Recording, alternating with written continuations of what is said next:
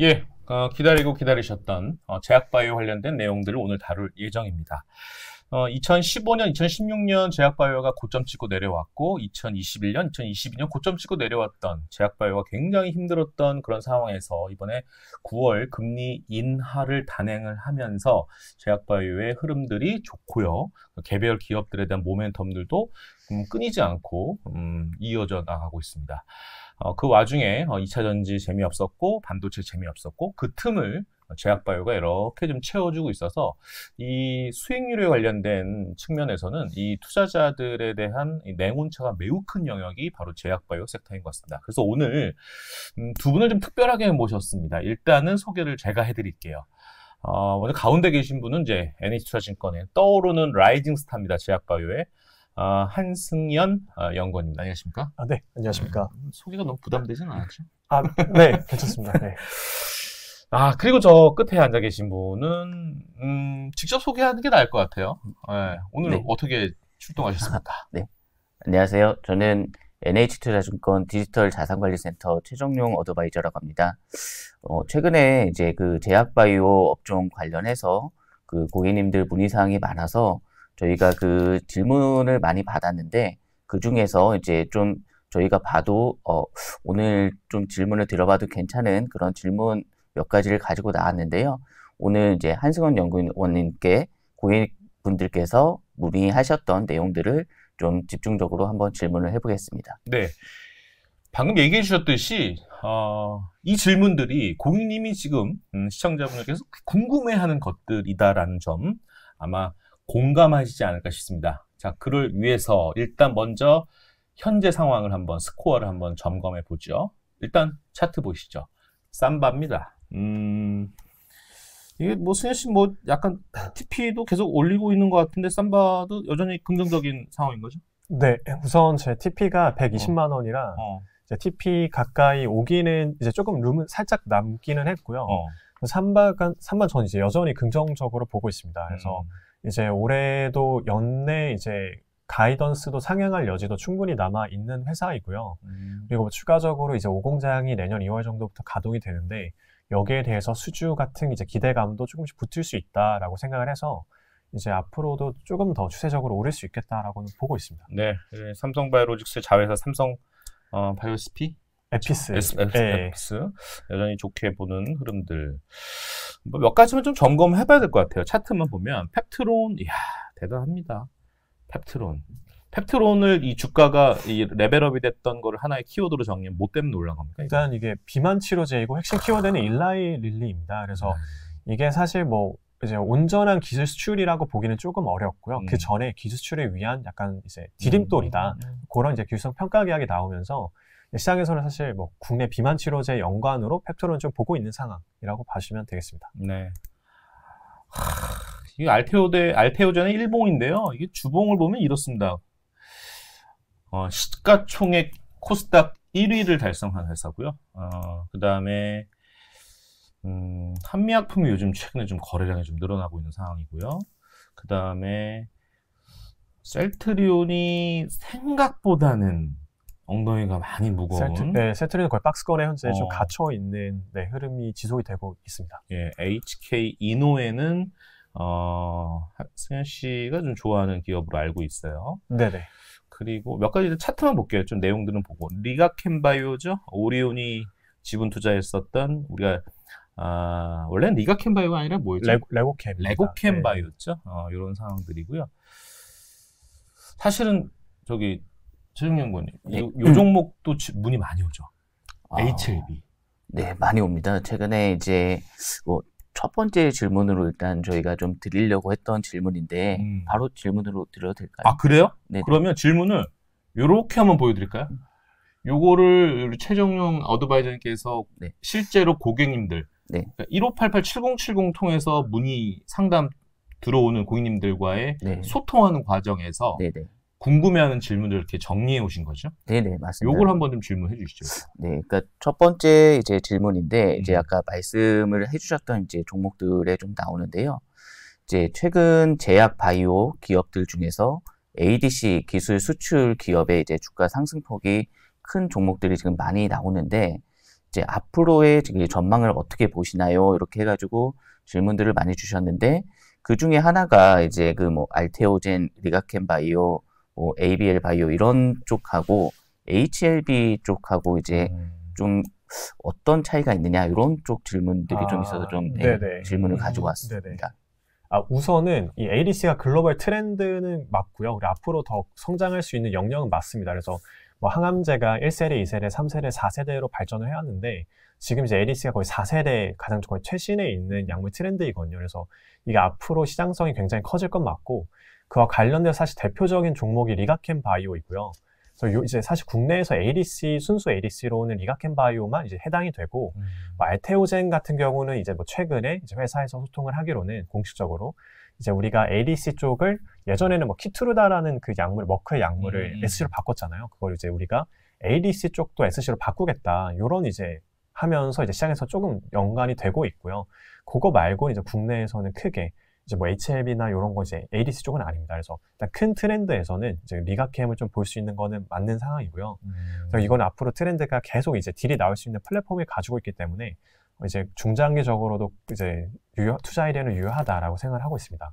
그리고 뭐 이제 HLB를 말씀을 주셔가지고 HLB는 이제 요거는 항암제 기업이잖아요. 그래서 이게 뭐 최근에 주가가 조금 떨어졌던 거는 결국에 이제 그 FDA에 재신청을 넣었는데 그게 이제 클래스 1, 뭐 클래스 2로 구분이 되는데 시장에서는 올해 이제 이번 달, 그러니까 연내에 이제 재승인 결과가 나올 수 있겠다를 기대를 했는데 요게 이제 좀 지연이 돼서 내년 3월 20일로 이제 발표가 됐습니다. 그러면서 시장에서는 다른 바이오 기업들이 워낙 잘 가다 보니까 그러면 내년 3월 20일 정도까지 모멘텀이 없는 거 아니냐, 좀 비어있다가 되는 거고요.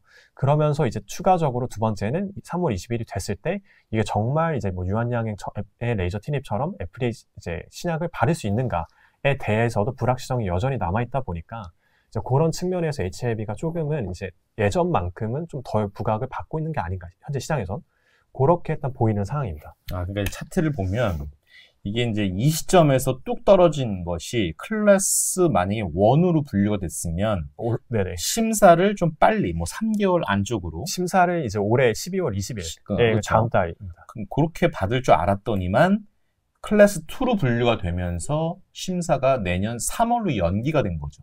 그렇습니다. 네. 그러니까 모멘텀이 부재하게 되네 이런 생각 때문에 일단은 얘네들을 좀 팔고 다른 데로 넘어가는 그런 수급의 행태를 보여줬다라는 건데 제가 여기다가 질문에 이렇게 적었습니다. 저 순수한 질문입니다. ADC가 그래서 뭔데 이거를 먼저 사전적 정의를 간단하게 아주 주린이들을 위한 답을 좀 줄 수 있다면 어려운 얘기 말고 쉽게. 그러니까 쉽게 말씀드리면 이 항암제가 사실 예전부터 오래 있었던 약물이잖아요. 그래서 이게 약간 1세대, 2세대, 3세대, 4세대 이거 간단히만 말씀드리면 1세대가 화학항암제거든요. 화학항암제는 약물을 먹으면 머리가 다 빠집니다. 대신에 독성이 효과가 되게 좋고요. 이제 두 번째가 이제 우리가 원하는 표적 항암제여서 원하는 약물에 가서 딱 달라붙어서 이제 안전성은 좋은데 유효성은 살짝 낮고요. 그럼 ADC는 1세대랑 2세대를 합쳤다. 여서 이제 거의 유도탄이라고 봐시면 됩니다. 원하는 곳에 가서 이제 1세대인 폭탄을 투하한다인 거고요. 그러니까 1세대의 장점과 2세대의 장점을 합쳤다라고 봐주시면 되고 이제 요거를 할 수 있는 게 이제 국내에는 뭐 리가켄 바이오다. 네.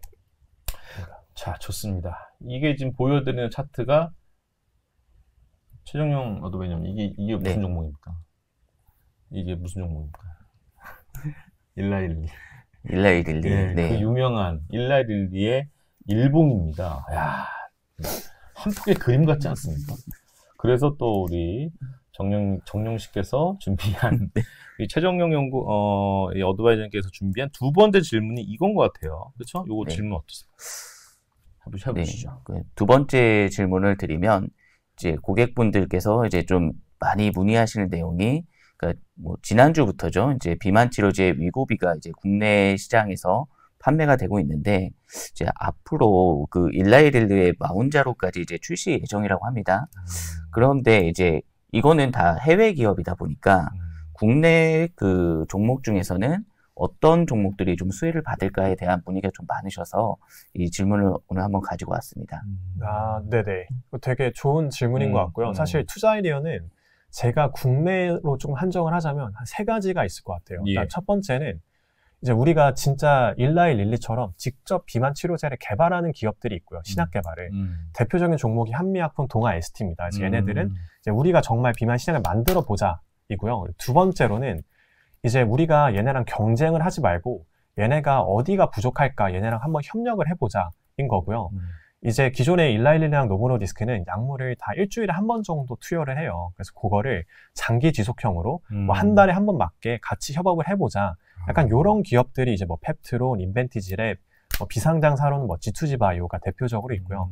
그리고 뭐 D&D 파마텍이라고 얘네는 이제 경구용으로 바꾸는 겁니다. 그래서 요런 쪽으로 이제 하는 기업들이 있고, 세 번째로는 이제 질문이랑 조금 더 관련이 있는데, 국내에 들어오게 되면 이제 유통이 필요하잖아요. 예. 그래서 유통사들 중에 뭐 위고비나 아니면 이제 나중에 들어오는 마운자로나 이런 거 유통할 수 있는 국내 제약사가 어디 있을까?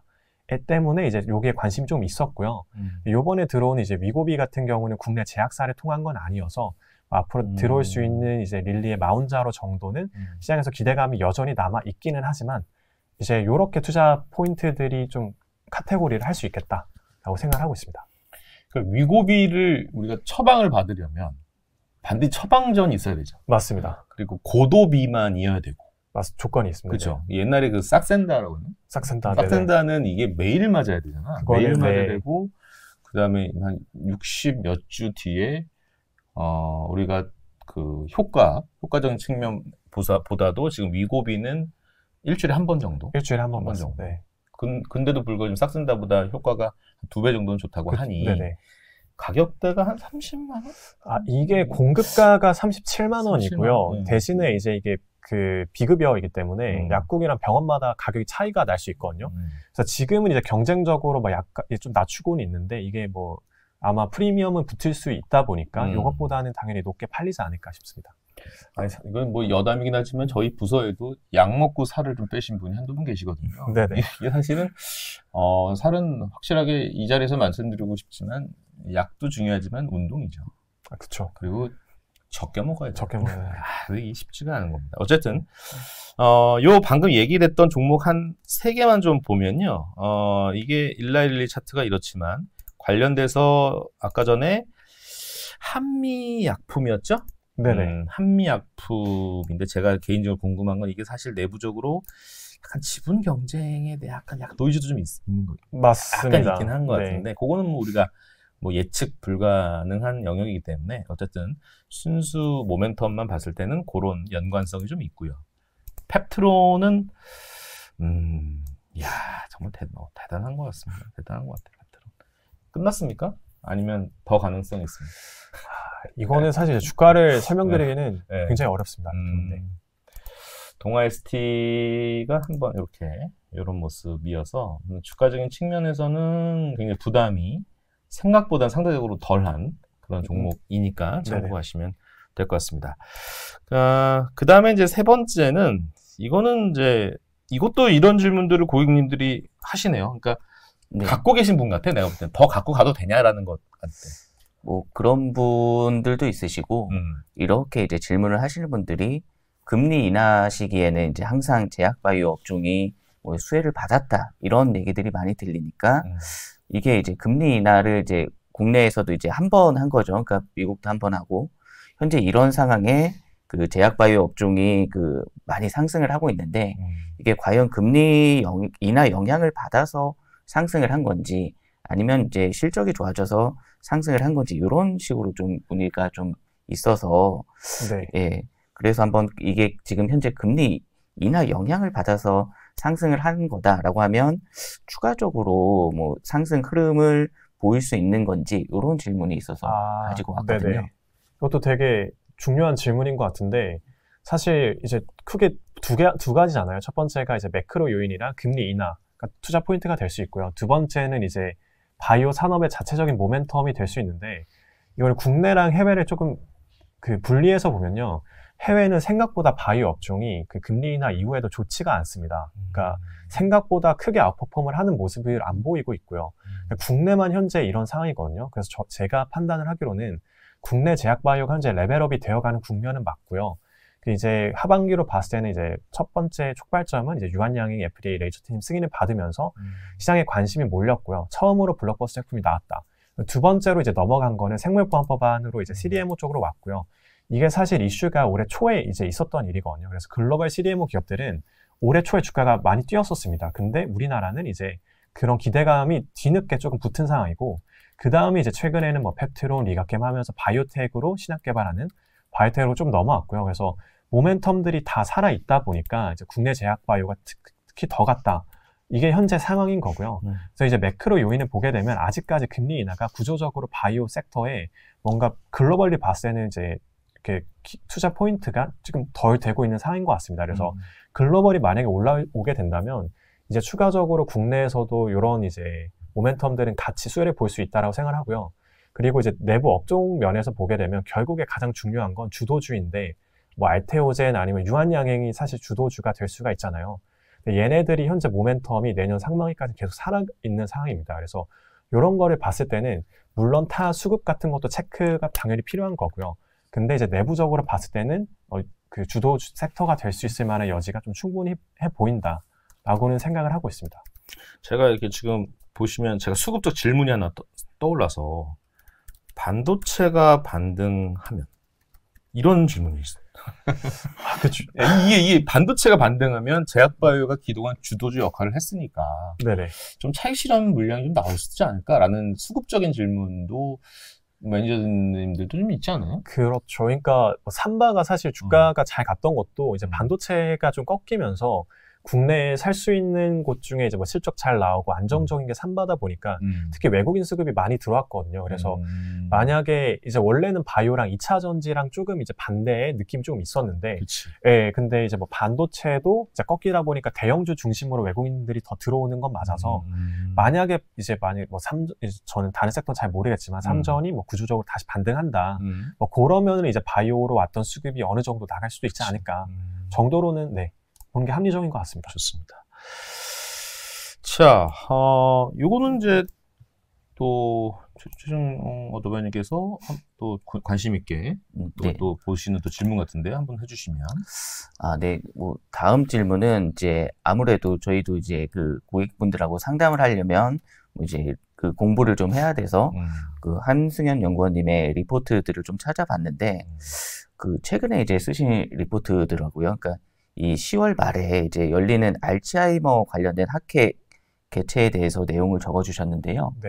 혹시 그 학회에 이제 국내 기업 중에 좀 관심 있게 봐야 되는 종목이 있을까? 뭐 이런 개인적인 질문을 하나 가지고 왔습니다. 네네. 그래서 제가 사실 이제 보고서를 쓴 이유는 글로벌 신약 흐름을 보게 되면 약간 크게 말씀드리면 2020년대, 그러니까 저희가 지금 있는 시대는 이제 비만의 해다라고 지금 말을 하고 있고요. 그리고 2030년으로 넘어가면 이제 CNS라고 이제 뇌 쪽 관련 질환이 부각이 될 거다. 여서 알츠하이머 그리고 뭐 파킨슨 이런 게 이제 부각이 될 걸로 보이고 있습니다. 그래서 이제 요 CTAD라고 알츠하이머 중에 가장 중요한 학회이고요. 매년 열리는데 이제 올해 어느 정도 이제 좀 중요한 데이터가 공개가 된다라고 생각해서 썼고요. 이제 핵심은 그 로슈의 트론티네맙이라는 이제 파이프라인이고 키워드는 BBB 셔틀입니다. 그래서 원래는 이제 그 알츠하이머 항체들이 신약은 있는데 뇌를 투과를 못해서 약물의 효과나 안전성이 좀 부족하거든요. 근데 이제 우리가 BBB 셔틀이란 걸 태워서 뇌 안으로 이제 약물을 넣어 보내자라는 개념이 이제 부각이 되고 있고요. 그 중에 이제 올해 가장 중요한 데이터가 요 BBB 셔틀로 저는 보고 있습니다. 그러다 보니까 이제 요번 학회를 통해서 요 기술이 부각이 될 건데 국내에 관련 있는 기업은 이제 요번 학회에서 공개하는 건 얘는 이제 하는 건 아니지만 BBB 셔틀을 개발하는 게 글로벌리 많지가 않아요. 뭐 4-5개 되는데 그 중에 하나가 ABL 바이오이고요.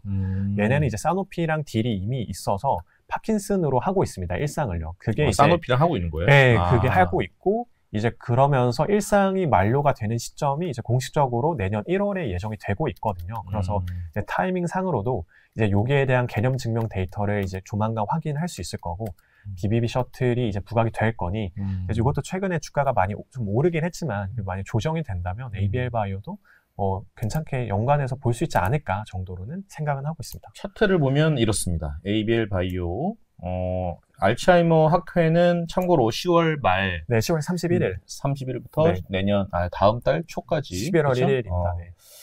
자, 이런 상황이니까요. 항상 이제 우리가 우리가 제약바이오를 투자하기 힘들었던 이유 중에 하나가 워낙 이쪽 영역이 세론이 되게 심해요. 그래서 모멘텀 앞에다 두고 기대감으로 샀다가 실제 오픈이 되는 모멘텀 앞에서는 오히려 차익 실현 매물이 나오는 그런 몇 가지 학회 모멘텀이 좀 그랬었잖아요, 사실은. 그쵸. 올해는 워낙 지금 물 들어올 때 노를 져야 되는 제약바이오 흐름이기 때문에 평소와는 좀 다르지 않을까 하는 기대도 있는데, 자, 좀 더 큰 기업 한번 얘기를 나눠보죠. 요거 한번 질문 한번 주시죠. 네, 다음 질문은 이제 종목을 한번 선택을 하셔야 되는 거라서 부담감이 있으실 것 같은데, 일단 질문을 드리면 이제 저희 NH투자증권 리서치 센터에서 10월에 이제 관심 종목으로 이제 그 제약바이오 업종을 두 가지 셀트리온하고 한올바이오파마를 이제 추천을 드렸는데요. 최근에 이제 한승현 연구원님께서 삼성바이오로직스 관련해서도 매수 의견을 주시는 리포트를 하나 쓰셨더라고요.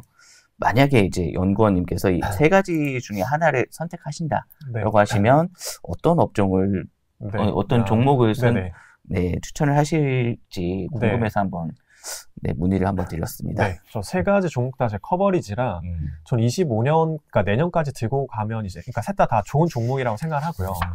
그리고 이제 10월만 말씀을 드리면 전 셀트리온이랑 한올바이오는 내년까지 모멘텀이 굉장히 이제 풍부합니다. 그래서 주가도 다른 것 대비로 YTD도 좀 덜 올랐기 때문에 이제 내년으로 보면 업사이드가 굉장히 높아 보인다라고 말씀을 드리고요. 다만 만약에 10월만 놓고 보게 된다면 이제 실적 기간 시즌이 시작을 했잖아요. 삼성바이오로직스의 이제 뭐 실적이나 아니면 이제 앞으로 나올 수 있는 뭐 수주나 아니면 뭐 육공장의 착공 계획이나 이런 이제 그 이벤트들을 봤을 때는 삼성바이오로직스가 뭐 단기적으로는 조금 더 좋을 수는 있겠다라고 생각하지만 이제 요거 이제 추가적으로 중장기로 봤을 때는 셀트랑 한올이 업사이드는 정말 좀 열려 보인다라고 말씀드리겠습니다. 근데 너무 많이 올라가지고 이 삼바가 이게 생물보험법이고 제5공장에 올라간 캐펙스 투자 효과 이런 거 다 좋은데 너무 많이 올라가지고 신규 진입자 입장에서는 좀 부담이 되는 그런 상황은 피할 수 없거든요. 그렇죠. 그래서 신규 진입자 입장에서는 이게 이제 올해 한 7, 8월, 그러니까 8월 정도부터 많이 대세적으로 올랐으니까 이제 업사이드만 조금 더 높아질, 그러니까 올라갈 수 있다고는 보이는데 만약에 이제 저희가 보는 이제 방송 보시는 분들이 정말 이제 뭐 몇 배까지는 아닐 수 있지만 뭐 4, 50% 오르겠다 막 이런 종목을 찾는다면 단기간에 삼바는 이제 당연히 엉덩이가 무거운 주식이기 때문에 이런 건 이제 조금 보단 다른 것 보는 것도 괜찮은 것 같습니다. 좋습니다. 다음 주제는 이건 약간 좀 센 질문이야, 이거, 사실은. 말씀 주시죠. 네. 뭐 이제 이 질문을 좀 많이 받고 어디서 이제 고객분들이 들으셨는지 모르겠지만 이 한올바이오파마가 지금 신약 개발을 하고 있잖아요. 그거에 대한 관심이 높으신지 한올바이오파마가 제2의 알테오진이 될 수 있을까? 이런 질문들을 좀 직접적으로 해주신 경우가 있어서 제가 한번 가지고 왔습니다. 이 질문을요. 답 적어봤는데 맞아요, 틀려요? 미리 적어봤는데. 제2의 알테오젠이 어떤 의미인지는 모르겠지만, 일단 업사이드는 확실한 알겠습니다. 종목이고요. 그래서 이게 국내 바이오텍 중에 이제 글로벌리, 그러니까 지금 이제 임상 3상, 이뮤노반탄테 라이센스 아웃을 했는데 물질이 두 개인데 하나는 3상이고 하나는 이제 뭐 이제 1상이 끝났거든요. 근데 이제 요게 이뮤노반트가 얘네 파이프라인만 가지고 있어요. 그래서 근데 재밌는 거는 이제 미국에서 현지 증권사들이 다 요 이뮤노반트 커버를 합니다. 다 대형 증권사들이요. 그래서 우리나라에서 개발한 물질을 미국 현지에서 관심을 가지는 게 정말 없거든요. 그 중에 하나가 이제 한올이 하고 있는 요 물질이고요. 그래서 이제 뭐 데이터나 이런 걸 봤을 때는 이제 충분히 글로벌 경쟁력이 있다여서 이제 뭐 알테오젠이 뭐 그때 되면 더 올라갈 수도 있고 뭐 어떻게 될지 모르겠지만 뭐 이제 충분히 한올바이오도 그만큼의 잠재력은 가지고 있는 기업은 분명해 보입니다. 좋습니다. 자, 이제 3상은 좀 의미가 다르잖아요. 1상, 2상 개념이 아니잖아요. 3상 혹시 진행되는 기업 중에 신약 개발 관련해서 혹시 보고 계시는 종목이 있는가? 네. 그래서 제가 이제 커버하고 있는 종목 중에서 HK노엔이라고 있습니다. 그래서 얘네가 미국에서 현재 3상을 2개를 하고 있는데 그 2개 중에 첫 번째 적응증은 이미 끝났고요. 두 번째 적응증도 내년 상반기 정도 전에는 이제 끝날 것으로 보이고 있습니다. 이제 FDA 신청을 넣게 되면요. 이제 조금 더 내러티브로 설명을 드리면 이제 이게 뭐 K캡이라는 약물인데 이미 우리나라에서는 위식도 역류 질환 치료제로 판매가 되고 있고요. 그래서 이제 레이저티닙이 미국에서 FDA 승인을 받았는데 그 다음 약물이 어떤 게 미국에 승인을 받을 수 있을까라고 하게 되면 이제 이노엔의 K캡이 될 가능성이 굉장히 높습니다. 그래서 이게 미국에서 이제 팔리게 된다면 이제 뭐 보고서를 보시면 추정치나 이런 건 좀 넣어뒀고요. 그리고 이제 뭐 밸류에이션도 경쟁사가 딱 하나가 미국에 있는데 얘네가 YTD로 거의 100%가 올랐거든요. 그래서 이제 미국에서도 잘 판매가 되고 있는 이제 클래스의 약물이라 이노엔의 미국 그리고 얘는 유럽 판권 계약도 조금 논의가 가능성이 있다 보니까 추가적인 딜 이런 걸 기대했을 때 이제 밸류에이션 상으로도 추가적으로 업사이드가 확실히 있어 보인다라고 생각을 하고 있습니다. 이제 올해 실적이 턴을 하고 있고 그다음 방금 말씀해주신 코멘트에 제가 좀 착안이 돼서 재무적인 확보 사실 최정용 어드바이저께서 아까 고객님들과 상담을 할 때 네. 차별적으로 실적이 어느 정도 뒷받침되는 종목 위주로 좀 말씀 주시고 있다라고 얘기를 해주셨잖아요. 네, 맞습니다. 그게 해당되는 게 이 SK 바이오팜 아닌가라는 생각이 들어서 이게 올해부터 또 미국에서의 어떤 판매 효과도 좀 있는 것들, 뭐 재무적인 모멘텀까지. 이건 혹시 커버를 하고 계시나요? SK 바이오팜? SK 바이오팜은 현재 커버하고 있지는 않습니다. 네네. 그다음 생물 보안법 관련돼 가지고 삼성 바이오로직스 말씀 주셨는데 혹시 ST팜도 관련 종목에 해당이 되죠? 그렇죠. 네, 국내, 네네. 왜냐면 지금 이 방송 보시면서, 나는 요 종목들도 좋게 보는데, 요 종목도 좋게 보는데, 라고 하셔서, 요즘에 좀 주가가, 올라갈 법한 종목들이 있는, 관심 종목들이 굉장히 많아지고 확대가 되고 있는 그런 모습들이라서, 네네. 한번 종목들 한번 체크를 해봤습니다. 종근당도 최근에, 실적에 관련돼서 한번, 뭐, 코멘트가 있으셨죠? 네네. 종근당 프리뷰는 이제 오늘 자료가 나왔고요. 그래서 이제 뭐 사실 종근당이 실적이 중요한 회사는 크게 아니긴 하거든요. 그래서 왜냐하면 이미 이제 대부분의 밸류에이션이 다 영업 가치로만 되어 있어서 이미 이제 밸류에이션은 되게 낮은 상황이고요. 그래서 만약에 실적이 좀 덜 나온다 하더라도 이것 때문에 이제 사는 회사가 아니어서 결국에 딱 하나만 보게 되면 얘네가 노바티스한테 이제 작년에 기술 수출을 했어요. 그게 이제 뭐 CKD510이란 파이프라인인데 사람들은 잘 모르는데 이게 기술 수출 우리나라 역사상 계약금 기준으로 거의 한 탑5 안에 들어가는 계약금입니다. 굉장히 큰데 이제 기업 가치에는 거의 반영이 좀 안 되어 있는 상황이고요.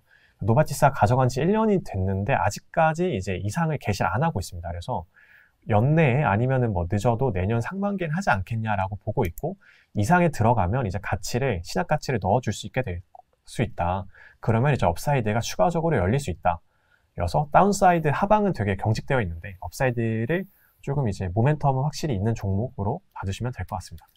추가 질문을 제가 하나 샵 표시하고 떠오른 게 있는데 이제 미국 대선이 얼마 안 남았습니다. 네네.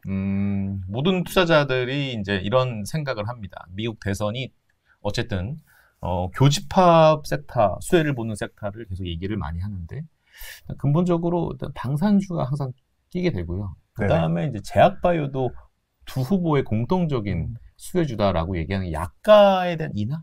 네네. 그러다 보니까 오히려 AI에 대한 신약 개발이 더 가속도가 붙을 것이다 그러면서 이 AI 쪽에 대한 제약바이오도 충분히 인발부되어 있는 게 많지 않습니까? 그래서 AI 네네. 쪽도 모멘텀이 만약에 가미가 된다면 혹시 보시는 종목이 있으신지?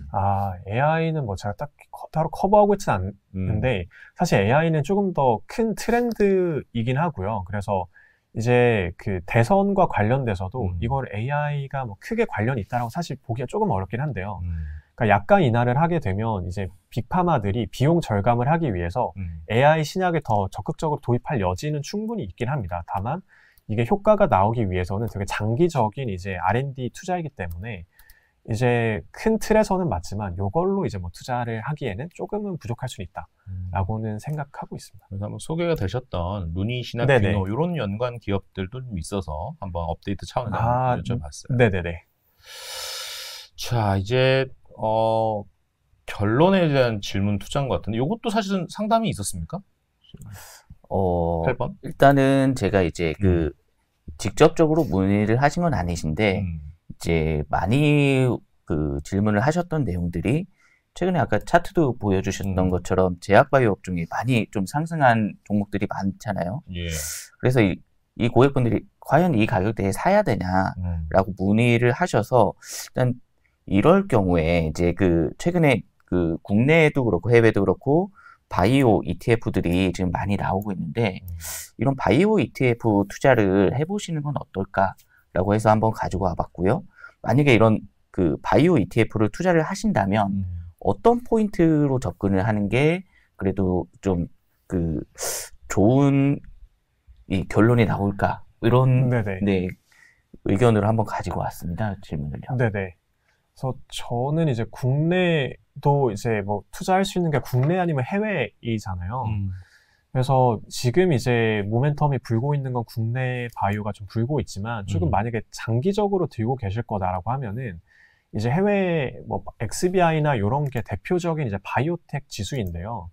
얘네는 이제 뭐 생각보다 많이 오르지는 못했습니다. 금리 인하 이후에도요. 그래서 장기적으로 들고 있는다라고 하면은 뭐 이런 종목들, 이런 이제 ETF를 들고 있는 것도 한번 이제 구조적으로 올라갈 수 있을 만한 이런 게 안정적으로 보일 수 있겠다라고는 생각은 하고 있습니다. 이게 이제 미국에 상장돼 있는 XBI죠. XBI고 얘네는 뭐 시가총액, 뭐 가중 평균 이런 게 아니라 여기 이제 상장되어 있는 건 n분의 1이거든요. 그래서 완전 이제 분산을 해둔 거고요. 그러다 보니까 완전 내부 업종에 어떤 걸 치우쳐 있다기보다는 정말 매크로 요인이나 이런 걸 통해서 바이오가 좋아진다라고 하면은 이제 XBI가 오르거든요. 그래서 금리 인하를 좀 보고 글로벌을 산다라고 하면은 이제 XBI가 가장 좀 대표적이지 않을까 싶습니다. 좋습니다. 국내에서는 뭐 코덱스 헬스케어만 보더라도 이렇게 보면은 많이 올라와 있죠. 근데 이거는 반드시 확인하셔야 됩니다. 그렇죠? 이게 어떤 종목들을 갖고 있는지, 그렇죠? 예를 들어서 코덱스 헬스케어 같은 경우는 이제 셀트리온이 굉장히 많네요. 삼바, 알테오젠, 유한양행, 얘도 H를 갖고 있네. 바이오팜, 리가캠, 한미약품, 펩트론, 삼천당제약. 과연 천당 갈 수 있을지 모르겠습니다. 자, 어쨌든 오늘 내용들은 그래도 최근에 트렌드에 맞는 종목들 한번 중간 점검도 해주시고 뷰도 한번 인사이트를 들어보는 좋은 시간이었던 것 같은데 뭐니 해도 우리 최정용 어드바이저님의 첫 소감을 한번 좀 듣고 싶습니다. 네. 저도 이렇게 처음 하시죠 방송? 네, 오늘 처음입니다. 굉장히 잘하시는 네. 저희도 이제 디지털 자산관리센터에서 고객분들하고 많이 상담을 하고 있는데 오늘 저도 개인적으로 궁금한 점이 있었고 고객분들께서 이거에 대해서 이제 문의를 해봐야 되겠다라고 했었던 질문에 대해서 답을 너무 잘해 주셔가지고 저도 많이 얻고 가는 시간이 되는 것 같습니다. 네, 아주 친절하신 분이에요. 우리 한승현 고마운 분입니다. 라이징 스타입니다. 자, 이 기세를 몰아서 아까 제가 수급적 질문도 한번 했지 않습니까? 반도체가 반등하면 이런 질문 말 나온 김에 다음 영상은 도대체 반도체는 지금 어떻게 돼가고 있고 끝난 건지 삼성전자의 위기론까지 불거지는 요 마당에 실제 삼성전자, SK 하이닉스 커버하고 계시는 담당자 모시고 그리고 또 한 분 더 모셔야 되죠. 이 테크만 IT냐 반도체 종목만 IT냐 그건 아니지 않습니까? 그래서 애플 또 삼성전자에 납품하고 있는 이 벤더들 특히 핸셋 관련된 휴대폰 부품주 또 디스플레이 요런 또 영역을 또 연구하시는 또 한 분 더 모셔가지고 전체적인 반도체 한번 정리를 한번 해보는 시간을 가져보겠습니다. 자, 오늘 화목한 런치스탁은 여기서 마치겠습니다. 감사합니다. 네, 감사합니다.